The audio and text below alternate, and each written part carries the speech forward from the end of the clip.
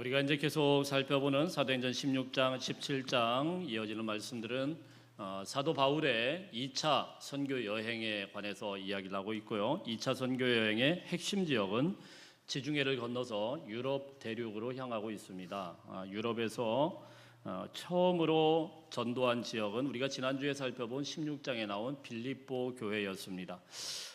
이제 빌립보 교회에 가가지고 처음부터 빌립보라는 이 낯선 지역에 가서 어찌할 바 모르고 있는데 하나님의 은혜로 자주색 옷을 파는 이제 옷감 장사 루디아라는 사람을 만나게 되었고요. 그 루디아가 자신의 집을 오픈을 하게 되죠. 이곳이 이제 빌립보 교회의 첫 출발이 되게 됩니다.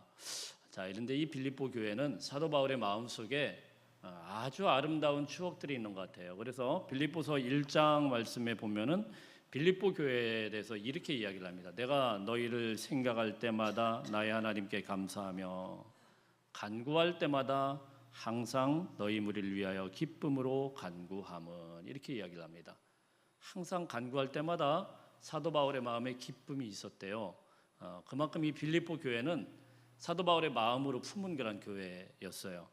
이렇게 은혜로운 빌립보 교회를 이제 뒤로 하고 이제 다른 지역으로 오늘 옮겨지게 되는데요. 본격적으로 이제 유럽 지역, 지금은 이제 그리스라는 나라 아시죠? 이제 그리스 그곳을 이제 지금 사도 바울이 여행해 가고 있다고 생각을 하면 됩니다. 1절 말씀 한번 읽어보겠습니다. 1절 말씀 시작.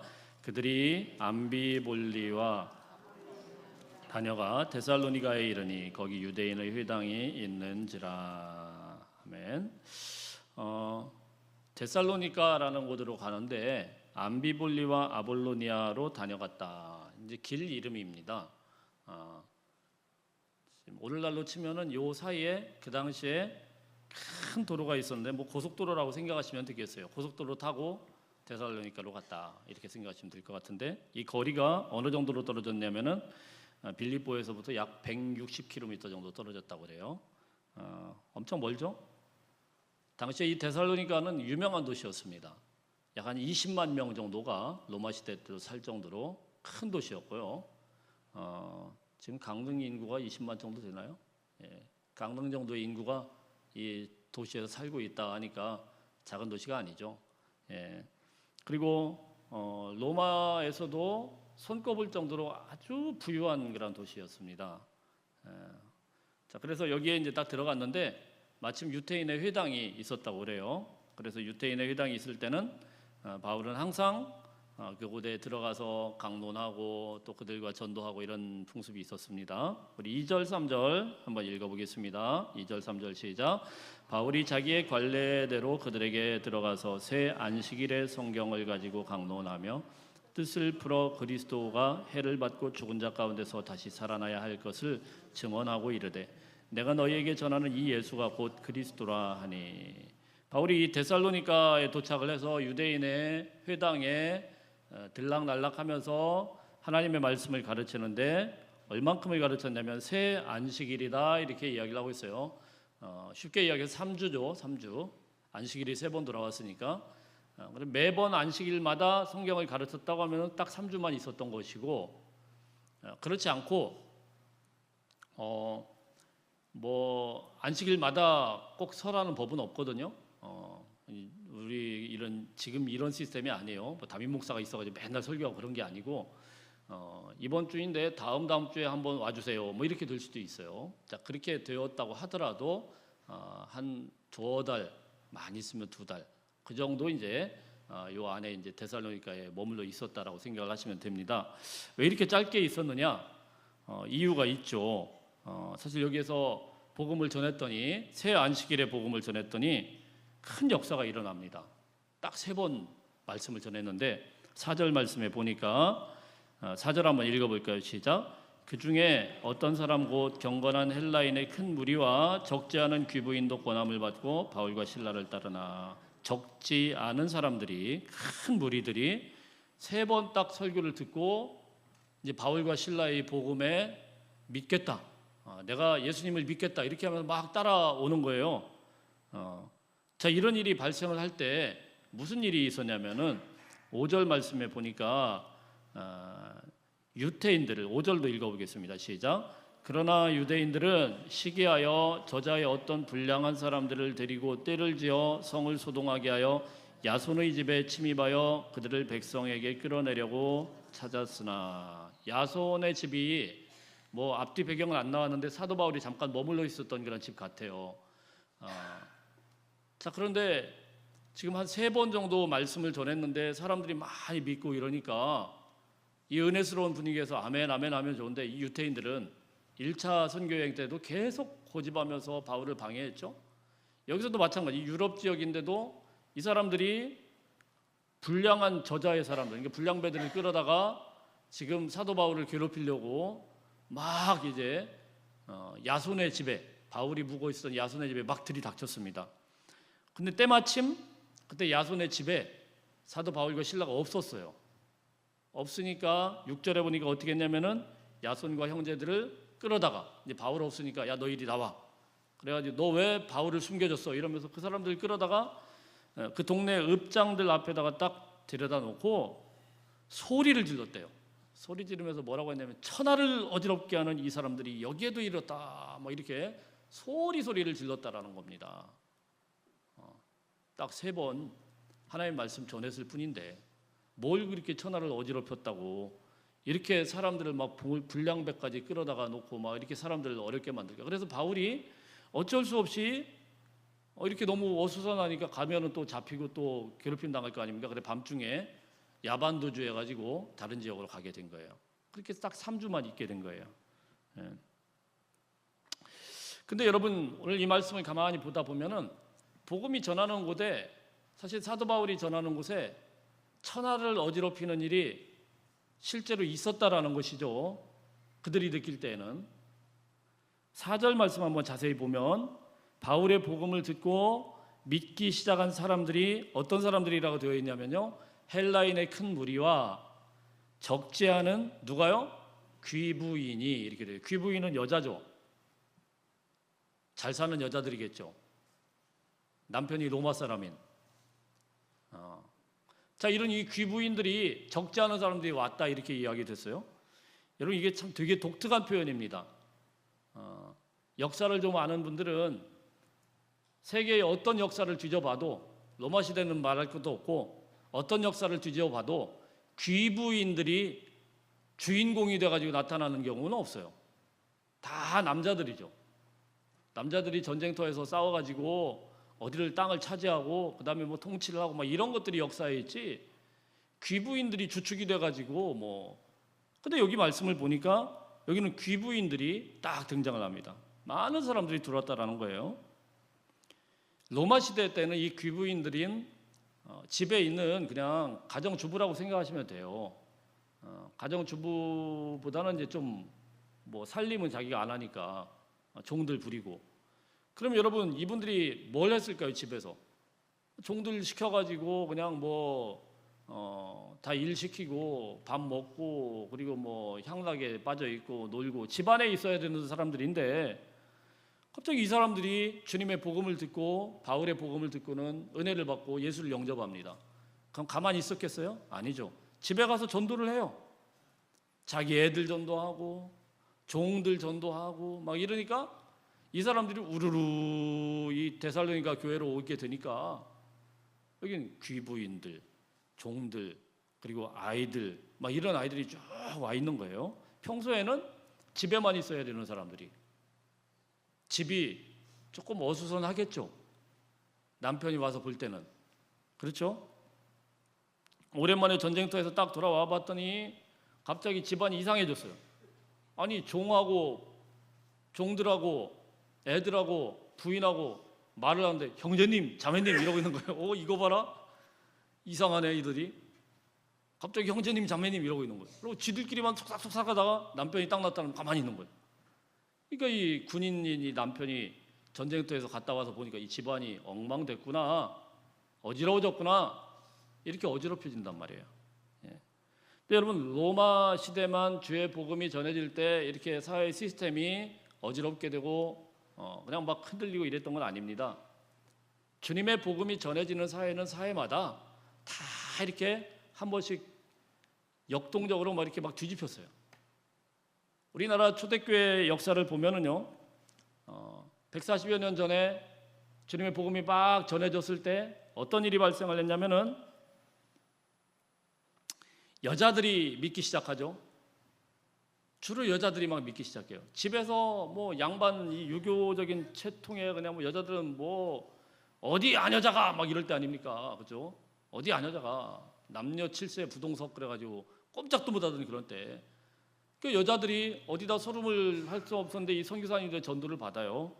그래서 이 선교사님들이 처음으로 세운 학교 이화학당 아닙니까? 여자 학교였어요. 여자들만 그쪽으로 와요. 남자들은 거기에 얼씬도 안 해요. 채통 없이 양반이 거기 간다고. 근데 여러분, 이곳에서 어떤 일이 발생을 했죠? 일제시대 때 일본 사람들이 와가지고 우리나라를 지배할 때 어떻게 됐습니까? 3.1 운동의 핵심은 이화학당의 이 17살 이 어린 꽃, 정말 애띠고 애띤 이 청소년 아이들이, 우리가 잘 알지 않습니까? 유관순 열사를 비롯해서 그 아이들이 주동이 되어가지고 나라를 뒤집어 버렸단 말이에요. 예수의 복음을 믿고 나니까 이 어린 아이들이요, 기도하면서 목숨 걸고, 그 어른들도 아무도 그런 것에 함부로 못하는 일들을, 그 엄청난 일들을 이 어린 학생들이 막 뛰어들어가지고 했단 말이에요. 세상의 질서를 바꿔버린 거죠. 우리나라 최초의 기독교 지도자 중에요, 어떤 사람이냐면 박성춘이라는 분이 계신데, 그분은 백정 출신입니다. 백정이 어떤 분인지 아시죠? 옛날에 백정이라고 하면은, 옛날에 조선시대 때는 가장 천한 사람이에요. 사회 밑바닥 중에 진짜 밑바닥. 근데 이 사람이 예수님을 믿고 나서 어떻게 되냐면 사무엘 무어라는 선교사한테 전도를 받고 예수를 영접해요. 그리고 이 사람이 백정들을 전도해서 그 사람들이 주축이 돼가지고 한 부류를 이루면서 세운 교회가 곤당골 교회라는 게 있는데요. 우리는 불당골인데 거긴 곤당골이었어요. 곤당골 교회인데 이게 무슨 교회냐면은, 지금 서울의 종로에 가면은 승동교회라는 데가 있습니다. 유명한 교회예요. 굉장히 큰 교회고, 여기가 우리나라 최초의 교회예요. 승동교회, 세문안교회 이런 교회가 최초의 교회들인데, 정동교회. 여기 이제 이 승동교회가 이 곤당골 교회였어요. 백정들이 주를 이룬, 백정들만 나간 건 아니에요. 양반들도 다 나갔는데 결국은 투표를 했는데 이 백정이, 박성춘이라는 이분이 장로님이 됐어요. 교회 지도자가 된 거예요. 초대교회 지도자. 놀랍지 않습니까? 여기서 끝나지가 않아요. 이분의 스토리는. 이러고 나서 이분이 아들을 낳았는데 그 아들의 이름이 박서양이라는 이름이에요. 서양을 하도 좋아해서 서양이라고 졌나 봐요. 이분이 어떤 사람이냐면은 세브란스 병원이라고 아시죠? 지금 세브란스 의학교 2회 졸업생, 우리나라 최초의 의사예요. 이게 상상이나 하는 일이에요? 옛날 같으면 양반 아니면 절대로 못하는. 전라도 김제에는 초창기 교회 중에 금산교회라는 데가 있습니다. 뭐 다들 많이 들어보시고 아시는 교회일 수도 있습니다. 우리나라에서 이 교회 출신의 이 목사님이 그 초기 때 총회장을 3번이나 하셨어요. 유명한 목사님, 이자익 목사님이라고. 이 목사님의 스토리가 있는데, 사실 더 유명한 거는, 이 교회가 유명한 거는 이 목사님보다도 조덕삼 장로님이라고 그 교회를 설립한 이 장로님이 유명합니다. 왜 유명하냐면은, 사실은 이 장로님이 부자였어요. 부자라서 자기 집을, 이 기역자 집을 오픈해가지고, 지금도 기역자 모양으로 생겼어요. 예배당이 오픈을 해가지고 금산교회를 세웠고, 이자익은 누구냐면은 자기 집에 부리던 머슴이었어요. 마부, 말 관리하는 옛날 그런 분들 있죠. 그 마부였어요. 근데 이분과 같이 이제 열심히 이제 교회를 섬기다 보니까 교회가 부흥할 거 아닙니까? 어느 날 이제 장로 피택을 내야 되고, 그래서 선거를 했습니다. 누가 봐도 조덕삼 이분이 주인이었고, 덕망도 높았고, 12살이나 위였고, 또 이웃, 어려운 이웃들을 얼마나 잘 섬겼는지 몰라요. 인덕도 너무 좋았고 양반이었고, 누가 봐도 조덕삼 이분이 장로님이 돼야 되는데 투표를 했더니 이 마부가 돼버렸어요. 큰일 났죠. 그럼 이거 지금 교회적으로 큰 시험을 받아야 되거든요. 그래서 이거 진짜 화딱지 난다 그래가지고 보통은 야 이게 내가 진짜 지금 배신감 느낀다 그러면서 떨어져 나가서 따로 이 장로님이 야 니들끼리 잘해보라고 따로 가서 교회를 개척하든지 뭐 그래야 되는 거 아니겠어요? 그래야 맞는 거 아니겠어요? 근데 딱 투표 딱 되자마자 12살이나 어른이고 그리고 자기 그 머슴이었는데 먼저 딱 절을 한 겁니다. 제가 이제부터는 이분을 장로님으로 모시겠습니다. 뿐만이 아니에요. 그러고 나서 어떤 일이 발생했냐면은 이 조덕삼 씨가 나중에 장로님이 됐습니다. 그러니까 이자익도 장로님, 이분도 장로님 되기는 됐어요. 그 다음부터 어떻게 했느냐? 이자익 장로를 신학교로 보냈습니다. 자기 돈 다 들여가 신학교로 보냈어요. 학비 일체를 다 담당을 하고 나중에 그분이 다 마치고 나서 어떻게 했느냐? 참 놀랐습니다. 이 조덕삼 장로님이 이 이자익 이제 목사님이죠. 목사님을 자기 교회 담임 목사로 모셨어요. 자기 머슴 출신이었는데 정말 놀랍죠. 이게 초창기의 한국 교회 모습이었어요. 여러분 막 사회 신분 질서가 막 뒤집히는 거예요. 막 정신 없는 거예요. 참으로 안타까운 거는 복음이 전할 때마다 이런 소식들이 많았는데 요즘에 한국 교회는 거꾸로 되어져 버린 것 같아요. 교회가 세상을 바꾸는 게 아니고 세상이 교회를 자꾸 바꾸려고 하는 것 같아요. 우리는 섭섭함이 금할 길 없는데 나라에서 법을 제정해서 교회를 통제하고 교회 안에 오히려 불법들을 감독하고 있는 그런 입장인 것 같아요. 왜 그럴까요? 교회들 안에 많은 불법들이 시행되고 있다는 것이죠. 실제로 교회 안에 분쟁을 일으키고 싸우다 보면 이런 사건들이 얼마나 많습니까? 본래는 교회 안의 분쟁은 목사님들이 모인 총회에서 다뤄야 됩니다. 노회에서 다 끝나야 돼요. 안 끝나요. 못 믿겠다라는 거죠. 그만큼 신뢰감이 떨어졌어요. 저도 그 조직에 같이 있지만 결국은 어디로 가져갑니까? 법정 싸움으로 가져가요. 이쪽 저쪽 변호사 다 사가지고 수천만 원씩 변호사 비용 다 들여가지고 싸우는 거예요. 이게 무슨 교회예요? 세상에는 똑같은 거죠. 누군가는 하나 이렇게 되기 전에는 교회를 살리기 위해서는 하나 포기할 줄도 알고 내려놓을 줄도 알고 그렇게 해서 끝내야 되는데 그러지를 못하는 거죠. 이거는 교회 싸움이 아니죠. 거룩한 싸움이 아니죠. 어떻게 그게 명분 싸움이 되겠습니까? 그런 일들이 비일비재하게 일어나다 보니까 사람들이 이런 것을 보면서 어떤 생각을 갖겠으면 교회를 절대로 신뢰하지 않는 거예요.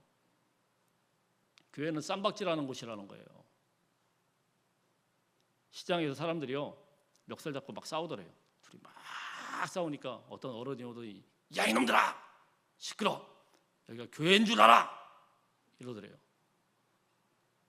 물론 농담입니다만은 좀 인식이 그렇게 됐어요. 참 안타깝습니다. 교회가 오히려 세상의 조롱거리가 되어버렸어요. 왜 이렇게 되었을까요? 우리 주님은요 일찌감치 이런 부분들에 대해서 예언을 해놓으셨습니다. 뭐라고 예언을 해놨습니까? 너희는 세상의 소금이요 만일 소금이 그 맛을 잃으면 사람들에게 밟힐 뿐이다. 왜 우리가 밟히느냐? 맛을 잃어버렸기 때문이에요. 우리가 정말 주의 복음의 짠맛을 갖고 있어야 되는데 그 짠맛을 다 잃어버리고 맹성맹성하고 아무리 냄새를 맡아보려고 해도 그리스도의 냄새가 나지를 않고 우리 사도 바울은 고린도후서 2장 14절에서 우리가 각처에서 그리스도를 아는 냄새를 나타내시는 하나님께 감사하다고 했는데 아무리 냄새를 맡아봐도 예수의 냄새는 나타나지 않고 전도돼서 왔는데 사람들이 전도돼서 오면은 뭔가 마음속에서 불편해야 돼요. 사실은 우리가 정말 진실한 교회가 되고 거룩한 교회가 되면은 뭔가 막 마음에 찔려야 돼요. 근데 교회 왔는데 너무 마음이 편해. 세상 사람들이나 교회 사람들이나 똑같아. 오히려 더해요. 오히려 세상에서 못 듣던 소식을 교회에서 농담으로 들어요. 온갖 저속한계란 말들로 그냥 막 이야기를 하고 서로 그냥 해덕거리고 웃기나 하고 세상과 교회가 똑같아져 버렸고, 그런데도 전혀 거기에 대해서 이질감도 느끼지도 않고 위화감도 느끼지도 않는데, 이런 교회에서 무슨 예수에 대해서 이야기를 하고 그리스도에 대해서 이야기를 할 수가 있겠어요? 그냥 뜬구름 잡는 이야기가 돼버리죠. 바울이 전한 예수의 복음을 듣고 사람들은요, 딱 3주 들었는데 위기감을 느꼈어요. 큰일 나겠구나. 이거 가만 놔두다 큰일 나겠구나. 저 사람들이 세상을 어지럽히고 있다. 저 사람들이 기존의 질서를 막 뒤흔들고 있다. 난리가 났습니다. 사랑하는 성도 여러분, 우리가 소원하면서 기도할 제목 중에 하나는, 우리 교회가 더욱더 건강해지기 위해서는 우리가 바른 예수의 정신으로 다시 한번 새로워져야 될 줄로 믿습니다. 그래서 적어도 주문진 제일교회 사람들이라고 하면은 이 주문진 지역에서 사람들이 만나보고 나서 만나보니까 주문진 제일교회 사람이네. 그럼 뭔가 다르다라고 느껴야 되겠죠. 조금이라도 빛이 비춰져야 되겠죠. 그래야 예수님에 대해서 전할 수가 있고 예수 그리스도의 복음에 대해서 우리가 그래도 떳떳하게 이야기할 수 있지 않겠습니까? 갔더니 사고는 다쳤는데 가만 들어보니까 주문진 제일교회 사람이야. 봤더니 뭐 그냥 똑같이 막 쌈박질하고 난리가 났는데 가만 보니까 주문진 제일교회 사람이야. 이렇게 되면 여러분 큰일 납니다. 물론 그렇지 않죠. 저희 교회가 우리가 좀 더 분발해서 예수의 정신으로 새로워질 수 있는 저와 여러분이 되시길 바랍니다. 주님은 우리에게 말씀을 하셨어요. 너희는 세상의 빛이다 그랬습니다. 우리가 어떻게 세상에서 빛날 수가 있겠습니까? 어울린다고 생각하세요? 옆 사람에게 한번 인사해 보세요. 당신은 빛이십니다. 어울려요? 전혀 안 어울리죠. 이 말씀은 우리 자체가 빛난다라는 이야기가 아니에요. 어떻게 사람이 빛납니까? 물론 뭐 요즘에 아이돌 애들은 뭐 화장을 너무 이쁘게 해가지고 막 환하게 그런 이야기하는 게 아닙니다. 어떻게 우리가 어두운 세상을 비출 수 있겠어요? 우리 안에 예수님의 빛을 받아야 돼요. 예수의 빛이 비춰져야 그걸 반사하는 빛으로 있는 거예요. 우리가 스스로 어떻게 빛이 납니까? 우리가 무슨 뭐 사람이 뭐 다 똑같은데 무슨 우리가 빛날 수가 있겠어요? 예수님의 빛이 우리 안에 계속 비춰질 때 그래도 조금이라도 빛이 날 수 있는, 그래서 사람들은 무엇을 봅니까? 나를 통해서 예수님을 보는 거예요. 할렐루야. 내가 빛나면 안 돼요. 목사가 빛나면 안 되고 장로가 빛나면 안 되는 거예요. 목사를 통해서 전하는 그 말씀을 통해서 사람들이 저 목사님이 믿는 예수님이라고 하면 나도 좀 믿어봐야 되겠다. 저 목사님이 저렇게 막 소리치는 게 뭐 예수님의 말씀이라고 하면 나도 좀 붙들어봐야 되겠다. 이렇게 해서 그 예수의 빛이 전해지는 것이지, 그게 사라지게 되면 교회의 사명이 다 끝난 겁니다. 그러므로 여러분, 우리가 예수의 빛에, 그리스도의 빛에 늘 비추어져야 돼요. 그래서 그 은혜에 푹 절어서 툭 치기만 해도 그리스도의 냄새가 나고 툭 치기만 해도 그리스도의 향기가 나고, 그래야 하나님의 복음의 사람들이 되지 않겠습니까? 여러분의 가정 가운데서, 여러분의 직장 가운데서, 여러분의 삶의 자리 가운데서 예수 그리스도의 향기가 풀풀 풍겨내는 예수의 사람들로 다 되시기를 주의 이름으로 축복합니다. 그들은요, 바울과 실라가 그 자리에 없으니까 야손을 잡아다가 놓고 막 이야기를 해요. 말도 안 되는 고발을 합니다. 이게 지금 천하를 뒤흔들고 있는 어수선한 이야기들을 하고 있는데 거기 일당이다 이래가지고 벌금 때려가지고 야손의 집에서 돈을 물게 하고 이제 끝냅니다. 그러니까 사도 바울이 거기 갈 수가 없죠. 밤에 몰래 다시 다른 지역으로 가게 됐는데 그곳은 베레아라는 곳입니다. 11절 말씀 한번 읽어보겠습니다. 시작. 베레아에 있는 사람들은 데살로니가에 있는 사람들보다 더 너그러워서 간절한 마음으로 말씀을 받고 이것이 그러한가요? 날마다 성경을 상고함으로. 베레아라는 곳, 거기서 한 80km 정도 떨어진 그곳에 갔는데 여기 이 베레아 사람들에 대해서 설명을 하는데 성경은 뭐라고 하냐면 콕 집어서 데살로니가 사람들 얘기. 데살로니가 사람들이 바로 전 사람들이죠. 데살로니가 사람들보다 더 너그러웠다 이렇게 이야기를 합니다. 데살로니가 사람들이 뭐가 그렇게 싸나웠다고 그 사람들보다 더 너그럽다고 이야기를 할까요? 데살로니가에 싸나운 사람들이 있었죠. 금방. 누구죠? 유대인들 이야기하는 거예요. 유대인들. 그러니까 베레아에 있는 유대인들은 데살로니가에 있는 그런 유대인들보다는 훨씬 더 너그러웠다. 무슨 말씀이냐면은 데살로니가에서는 그냥 유대인들이 폭력배까지 동원해가지고 막 괴롭히고 막 죽이려고 그랬는데 베레아 사람들은 어때요? 굉장히 신사적이에요. 그렇지 않아요. 그래서 이 사람들이 행동한 것이 무엇이냐면은 주님의 복음을 듣고 나서 그 말씀이 막 전해지니까 어떻게 합니까? 그 말씀이 그러한가요? 그 말씀을 받고 집으로 가가지고 이 말씀이 그래서? 이러고 성경을 피는 거예요. 왜? 유대인들이니까. 유대인들이 성경을 알 거 아니에요. 구약 성경 말씀을 알 거 아니에요. 근데 바울이 막 이야기를 하니까 이사야를 딱 피고 이게 이 말씀이었어? 이러면서 날마다 상고하기 시작했다는 거예요. 이해가 되시죠? 막 견주어서 막 비교해가면서 막 상고하기 시작했다는 거예요. 그리고는 어떻게 됩니까? 일주일 동안 그 말씀을 붙들고 막 상고하고 따지고 막 이렇게 하다가 스스로 결론을 내는 거예요. 아, 그렇구나. 그렇게 해서 아멘 하는 거예요.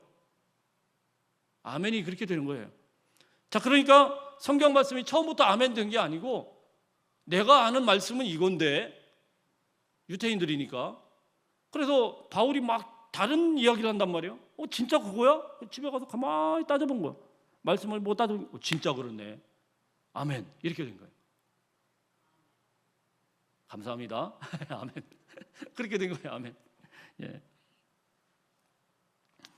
그래서 결국은 어떻게 됩니까? 이 말씀을 읽어가면서 사도 바울의 이 복음에 그대로 자신들의 삶이 설득당한 거예요. 예수를 이렇게 믿어야 되는구나. 그래서 이렇게 설득이 되니까 어떤 일이 발생을 하냐면 우리 12절 한번 읽겠습니다. 12절 시작. 그 중에 믿는 사람이 많고 또 헬라의 귀부인과 남자가 적지 아니하나. 할렐루야. 여기는 누가 믿었어요? 귀부인뿐만이 아니고 남자가. 왜 남자가 믿었느냐? 이스라엘 사람들 여자들은 성경 몰라요. 이때까지도. 지금 그렇다는 게 아니고 여자들한테 성경 안 가르쳤습니다. 남자들이 다 성경을 알고 있었어요. 랍비들도 다 남자고 지금 다 남자예요. 성지순례 가면은 남자 여자 딱 구분합니다. 남자는 이쪽으로 가세요. 여자는 이쪽으로 가세요. 철저합니다. 철저해요. 여자들은 이거 취급 안 해요. 근데 이 남자들이 하나님의 말씀을 가지고 막 따지기 시작한 거예요. 집에 가가지고 막 따지고 아멘, 아멘, 그렇구나, 아멘. 그 남자들이 다 믿었어요. 끝난 거죠, 이거는. 그렇죠? 이 남자들이 믿었는데 끝난 거죠, 그건. 그 사회는. 이 베레아 교회가 얼마나 건강했겠어요. 남자들이 많이 믿기 시작한 거예요. 똑같이 주님의 말씀이 전해졌어요.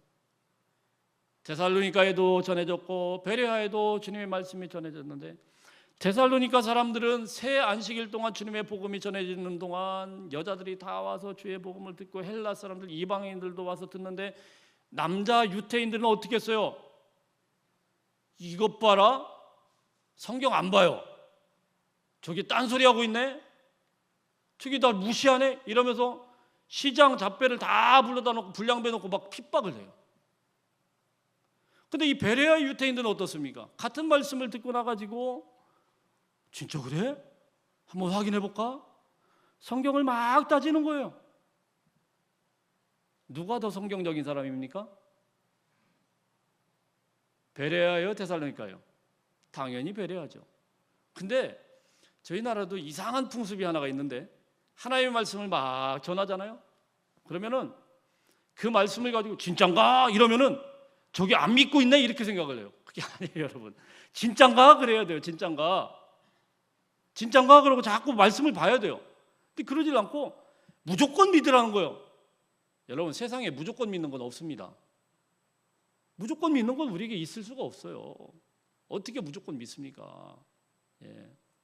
TV에서 아무리 그냥 맛있다고 선전을 해도 가서 직접 찍어보고 맛을 봐야 맛있다는 걸 알지. 이거 진짜 맛있어요, 맛있어요. 그러고 딱 주면은 복숭아 요즘 맛있던데 복숭아 파는데 꼭 뭘 줘요? 맛 보세요, 그러죠. 맛 보세요. 먹어봐야 알죠. 먹어봐야. 안 먹어보고 어떻게 알아요? 하나님의 말씀을 먹어봐야 알죠. 따지고 먹어보고 막 자꾸 생각을 하고 그래야 그런가 이렇게 되죠. 어떤 분들은 성경 말씀을 이야기하면서 이 신앙생활을 하면 막 스타일을 이야기를 합니다. 목사님, 저는 목사님 스타일이 아닌데요. 무슨 이야기냐면은 자기가 믿는 스타일이 따로 있다는 거예요. 저는요 기도도 하고 뜨겁게 막 이렇게 막 박수도 치고 막 이래야 되는데 목사님은요 그런 게 아니네요. 빠이빠이. 어떤 분들은 어떻게 말씀을 또 막 이렇게 또 저희한테 우리 교단은 아무래도 말씀 중심이니까 말씀을 막 듣고 나가지고 다른 교회 가서 또 그러더라고요. 여기는 좀 스타일이 다르네요. 스타일로 믿는 거 아니에요, 여러분.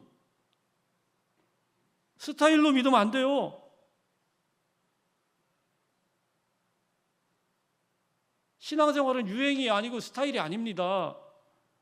말씀파가 따로 있고 무슨 은사파가 따로 있고 이런 게 아니에요. 성경이 말하고 있으면 그게 결론이에요. 하나님의 말씀 앞에 너나 할 것 없이 그냥 딱 말씀을 보고 이 말씀이 이렇게 쓰면 이게 결론이 돼야 돼요. 그러면 내가 아무리 이런 스타일이 있다고 하더라도 하나님의 말씀이 딱 가라고 하면 가는 것이고 스탑하라고 하면 스탑하는 것이고 말씀이 내 안에서 깨달아지면은 거기서 아멘하고 딱 멈춰야 돼요. 왜 그렇게 자꾸 스타일을 찾습니까? 성경 말씀, 하나님의 말씀을 참고서처럼 여기기 때문에 그런 거예요. 나는 이렇게 살아가고 내 스타일은 이건데 하나님의 말씀은 이 정도만 필요합니다. 나에게는 더 이상 나한테 자꾸 건들지 마세요. 내 삶의 부분은 조금이라도 더 이상 들어오면 안 됩니다. 여러분 그러면 안 됩니다. 하나님의 말씀은 교과서가 돼야 돼요. 교과서. 정답이에요. 정답. 할렐루야. 왜 성도들이 세상에서 생활하면서 자꾸 세상에 영향을 받습니까?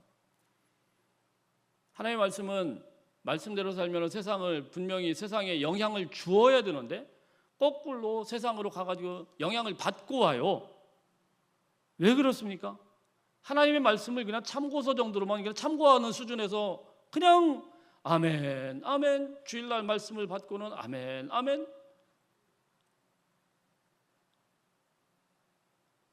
그래서 이렇게 이야기하잖아요. 설교 다 하고 나면은 목사님 잘 들었습니다.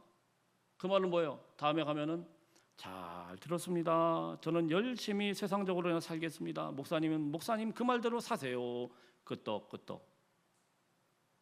그러지 마세요, 여러분. 그러면 안 됩니다. 우리의 힘은 하나님의 말씀에서부터 나오는 겁니다. 성경은 말씀을 검이라고 했습니다. 성경대로 사는 자가 세상을 바꿀 수 있는 거예요. 우리가 진정으로 성경 말씀을 결론 삼는 태도로 살면은 반드시 우리를 통하여서 여러분들의 조직과 여러분들의 가정과 여러분들이 당해간 모든 흔적마다 변화가 나타날 겁니다. 베레아 사람들에게 임한 부흥은 하나님의 복음을 듣고 나서 그냥 끝나지 않았어요. 집에 가서 그런가 하고 머리를 그냥 스팀 받아가면서 열심히 하나님의 말씀을 읽고 따지고 그래서 그 말씀이 삶의 결론이 될 때까지 따진 거예요. 할렐루야.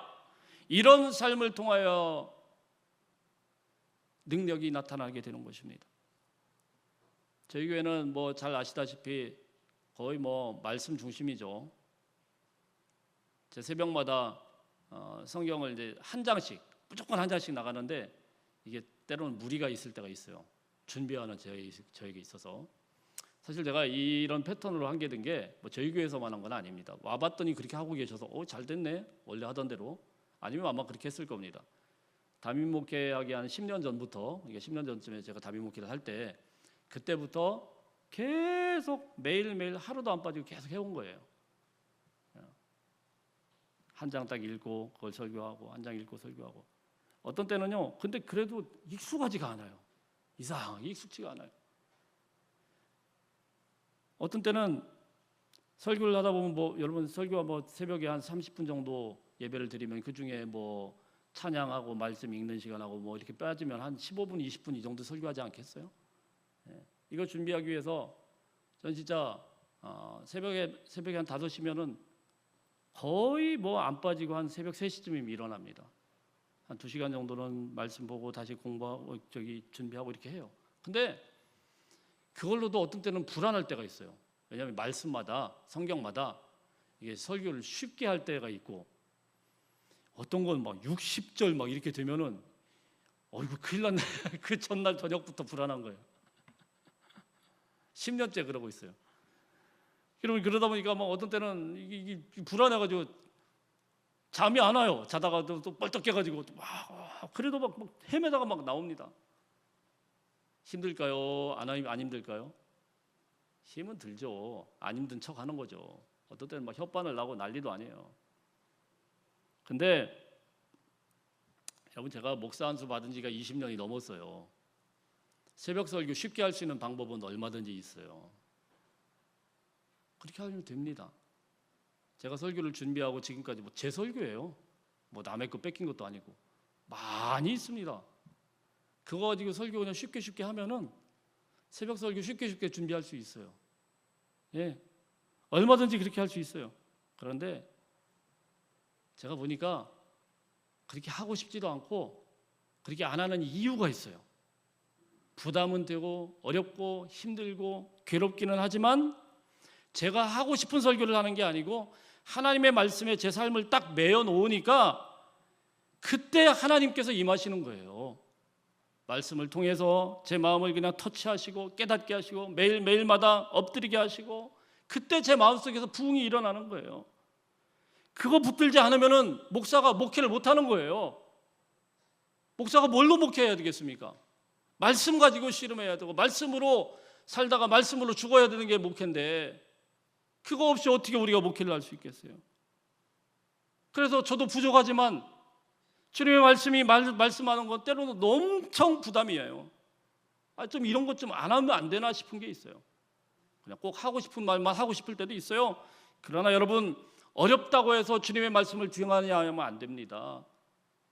내가 하고 싶은 것만 이야기하는 거야 안 돼요. 말씀이 표준이 되는 삶은 날마다 그러한가 하여서 우리의 삶을 말씀 속에 던져 넣는 거예요. 갈아 넣는 거예요. 그것이 베레아 교회의 부흥의 핵심이었다라는 사실입니다. 내가 힘들고 내가 괴롭고 내가 어렵다고 생각하면서 우리가 막 기도를 하는데 말씀 중심이 아닌 사람은 어떻게 기도합니까? 다 나예요. 나. 하나님 나 힘들어요. 하나님 나 힘들어요. 하나님 나 괴로워요. 나 죽겠어요. 다 나예요. 말씀 중심인 사람은 뭡니까? 기도가 바뀌어요. 어떻게 바뀝니까? 나 힘들면은 하나님 나 힘들어요 이런 게 말씀을 펴요. 하나님 말씀을 펴요. 말씀 펴보니까 뭐라고 되어 있습니까? 힘들지만 내가 너와 함께 하리라. 할렐루야. 그 말씀 딱 붙드는 거예요. 괴롭지만 불 가운데로 지날 때, 물 가운데로 지날 때 내가 너와 함께 할 것이다. 이 말씀이 딱 있네요. 그렇습니까 주님? 주님이 함께 하신다고 하면은 저는 오늘도 힘들지만 주의 말씀 붙들고 살아보겠습니다. 말씀에다 우리 삶을 딱 붙들어 매는 거예요. 그게 말씀 중심으로 사는 삶이에요. 왜 안 힘들겠습니까? 왜 어렵지 않겠어요? 왜 괴롭지 않겠어요? 그러나 성도가 힘을 얻을 거는 하나님의 말씀을 붙들 때 거기서부터 힘을 얻을 수 있는 거예요. 그래야 우리의 삶이 새로워질 수가 있고, 그래야 하나님의 말씀이 우리의 삶 속에 녹아져야, 그래야 신앙이라는 것이, 믿음이라는 것이 무엇인지를 알게 되고, 다른 사람들은 괴로워하고 힘들어하고 죽을 것 같지만은 나에게는 이 말씀이 있구나, 나에게는 하나님이 붙들어 살아 역사하신 그 말씀이 있구나, 이 말씀 붙들고 살아가니까 그래서 빛이 되는 거예요. 저 여러분의 삶이 말씀을 붙들고 이 말씀 안에서 흔들리지 말고 견고하여서 조금이라도 여러분의 삶의 바운더리 속에서 예수의 빛을 나타내시고 예수의 향기를 나타낼 수 있는 하나님의 사람들로 다 변화되시기를 주의 이름으로 축복합니다. 이 말씀 붙들고 잠시 기도합니다.